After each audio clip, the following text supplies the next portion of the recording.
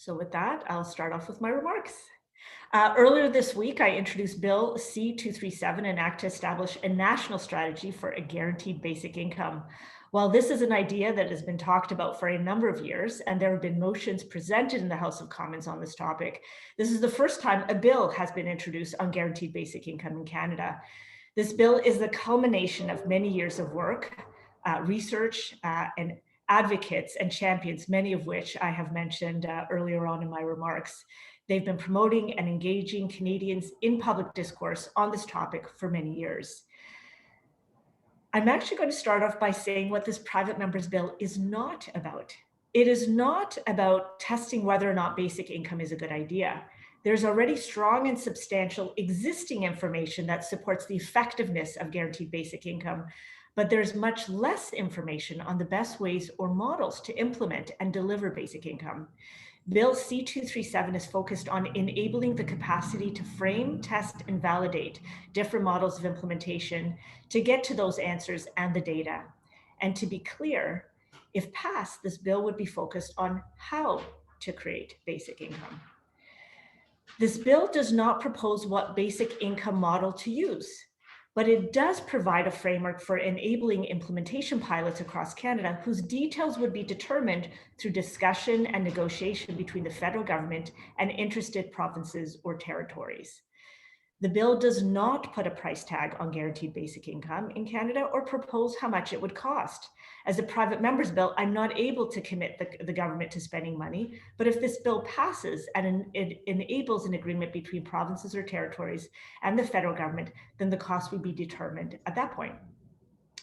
It does not propose to eliminate any government-assisted income and support programs in order to only offer guaranteed basic income as a standalone program.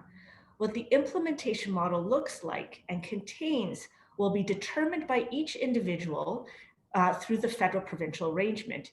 It will work with existing programs and indeed over time could replace some programs.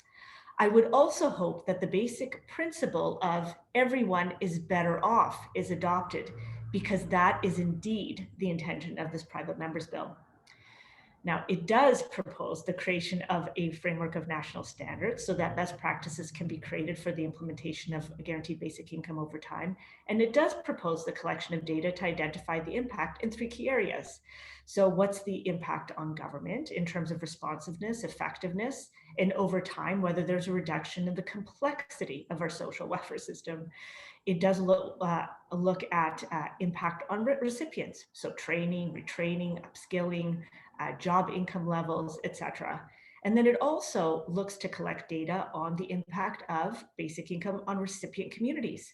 So what's the impact on entrepreneurship, on civic action, and many other things. So why am I proposing this private member's bill, and why now? Canada's current social welfare system was created in the 1970s, and no matter how many times it's adjusted, still too many Canadians are falling through the cracks. There are literally hundreds of income and support programs for Canadians delivered by dozens of departments and ministries.